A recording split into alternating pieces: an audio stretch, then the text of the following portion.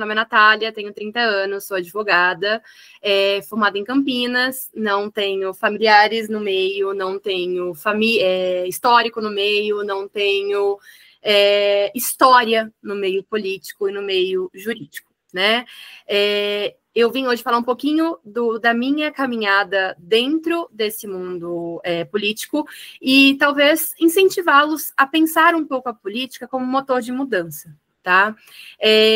Bem, sou campineira, interior de São Paulo, venho de uma família de comerciantes e de uma família extremamente conservadora que esperava que eu fosse me formar, achar o meu marido na faculdade, me casar e simplesmente ficar no interior de São Paulo. Hoje vocês estão olhando para uma mulher advogada, lobista, que está assessora de um senador da República. Por que eu uso o estar? O meu mote, o meu motor de movimento é o lobby e é a advocacia. Eu sempre serei, mas eu estou no momento de impactar através do poder legislativo, né? Então, muito que bem. Quando eu estava pensando o que eu ia fazer da minha vida, eu fui informada da possibilidade de fazer o NB. Como eu havia dito, minha família nunca apoiou, né? E, enfim, acabei lutando sozinha e acabei perdendo a guerra naquele momento. Acabei ficando no estado de São Paulo, ficando em Campinas, o que não foi ruim, tá? E não entendam isso como uma derrota no sentido estrito. Entendam como um adiamento. Quando eu me formei na PUC Campinas, sou filha da PUC, portanto, quando me formei na PUC Campinas, eu senti uma inquietação de entender o que o direito em Brasília poderia me oferecer. A PUC é muito focada no direito privado, então, como vocês podem conhecer, por exemplo, direito do consumidor, direito civil, direito de família, o foco é muito esse. E não era bem a minha área de interesse específico, desde o momento que eu entrei na faculdade. Então, eu fui buscar outras frentes, e essas frentes me trouxeram a Brasília. Quando eu me formei, eu não tinha muito um histórico do que o direito poderia me fornecer. Então, quando eu me formei, eu entrei em contato com alguns escritórios de advocacia, alguns gabinetes no executivo, no legislativo, fui ao judiciário, fui ao STF conversar para entender o que o direito poderia me oferecer a mais do que eu havia aprendido e havia me dedicado durante a graduação. Sempre, para mim, faltou uma pimenta, vamos colocar assim, e essa pimenta era a política, né? Cheguei em Brasília em meados de 2018, vim advogar, a priori, nos tribunais superiores, o que eu faço até hoje, e depois de alguns meses de ambientação em Brasília, eu acabei sendo literalmente empurrada para o mundo da política.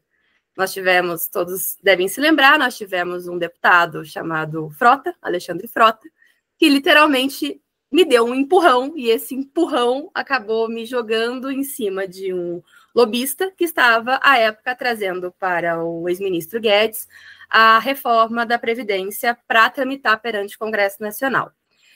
Como eu fui estagiária do INSS, tinha um pouquinho mais de experiência na área do direito previdenciário, eu comecei a conversar com esse lobista e ele me convidou para acompanhá-lo durante a tramitação dentro do Congresso Nacional.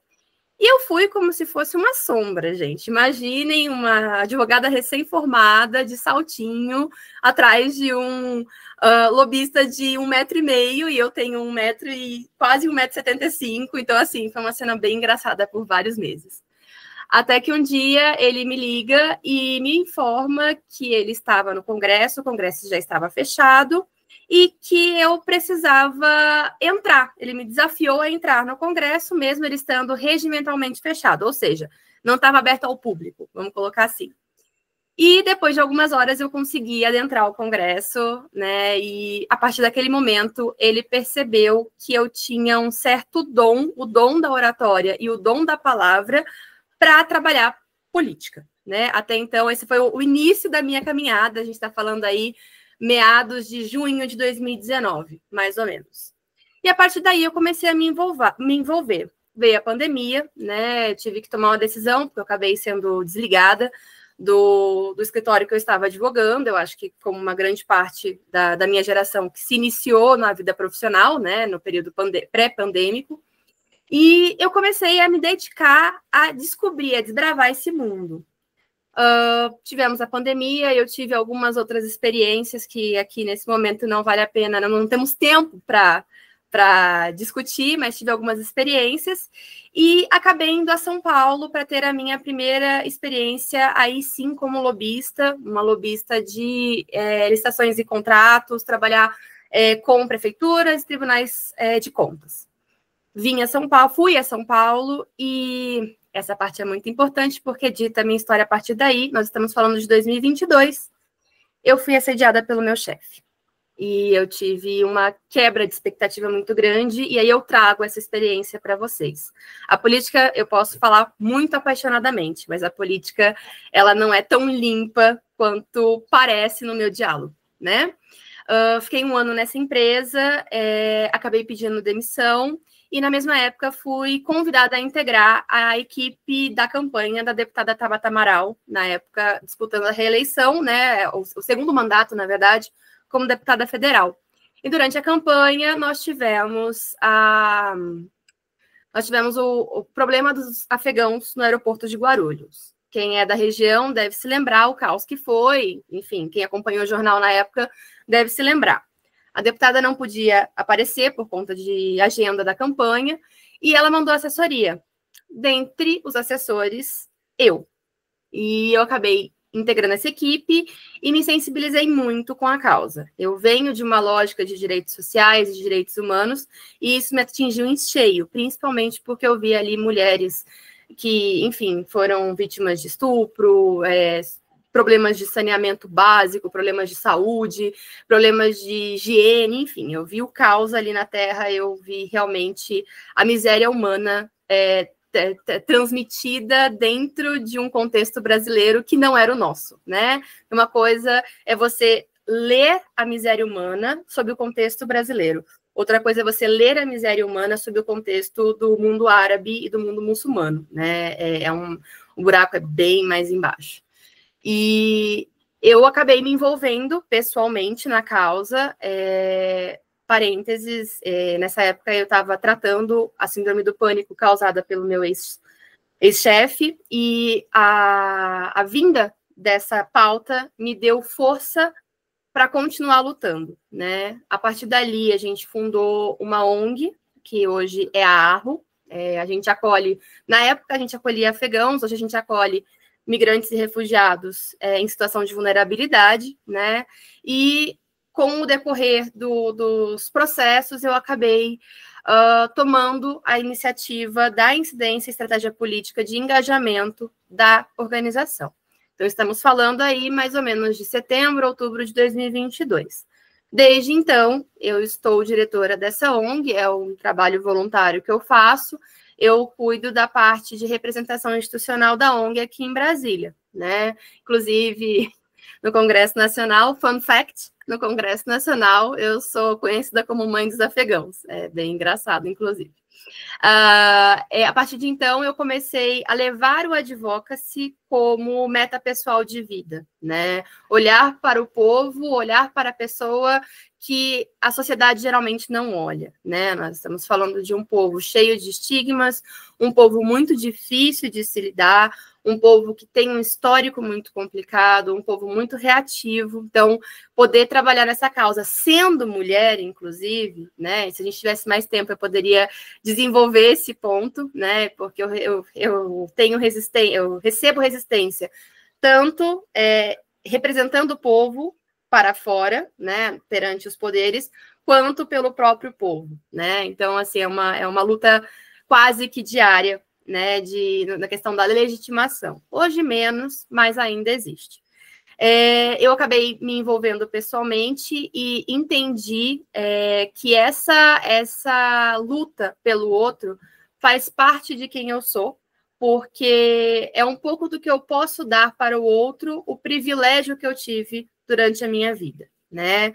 E, para mim, a advocacy é isso. Independentemente se você faz profissionalmente ou de forma voluntária, é você poder entregar para o outro pautas que fazem a diferença e pautas que mudam o mundo.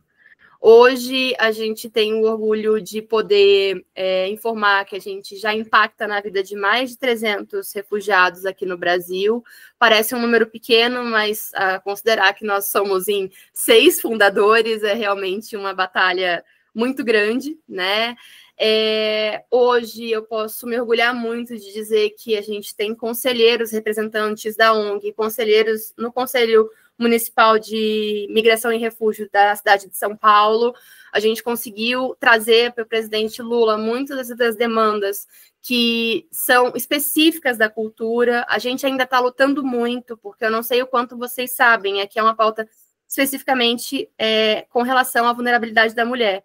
Mas com a ascensão do Talibã, contexto, o Talibã, né, não sei o quanto vocês entendem disso, mas com a ascensão do Talibã, as mulheres elas não só foram proibidas de exercer seus direitos civis, como todo o seu histórico acadêmico foi apagado. Então, eu tenho histórias, inúmeras histórias, de mulheres que tiveram seus diplomas queimados em praça pública e que estão no Brasil hoje tentando reaver essa história acadêmica, né?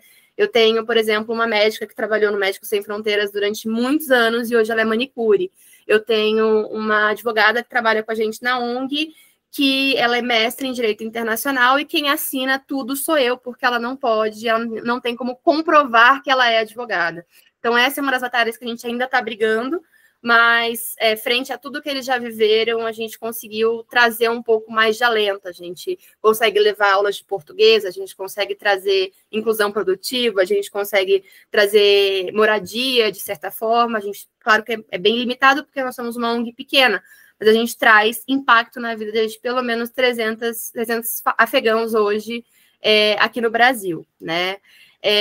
Hoje eu me considero uma ativista de escritório, sim, uma ativista de escritório, mas é muito satisfatório, de muito orgulho poder fazer parte dessa história.